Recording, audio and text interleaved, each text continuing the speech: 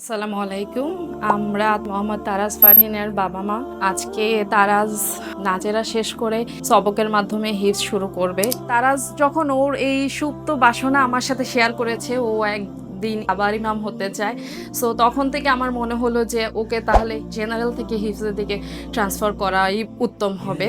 তো আমি খুঁজতেছিলাম যে ইংলিশের পাশাপাশি বেসিক অ্যারাবিকটা কি, মানে কোন স্কুল ভালো মতো দিতে পারবে। তো আমার আত্মীয় স্বজন বা ফ্রেন্ডস ফ্যামিলির কিছু ভাবি আব্বা সাজেস্ট করলেন রু স্কুলের কথা। সো সেই জন্যই আমি 2025 সালে এই সিদ্ধান্তটা নিয়েছি, যাতে ও এই স্কুলের সাথে শুরু করেছে ওর জার্নিটা।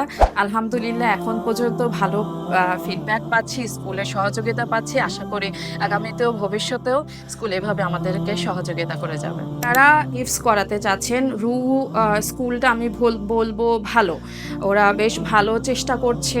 আস্তে আস্তে করে ইংলিশ মিডিয়ামের যেই একটা কারিকুলাম আছে ওইটা ফলো করছে, প্লাস ওরা হিফজের দিকে বেশ ভালো মনোনিবেশ করছে। তো আমি সাজেস্ট করব রু থেকে অনুপ্রাণিত হয়ে রুতে আসবেন। Ruh International School, the home of future.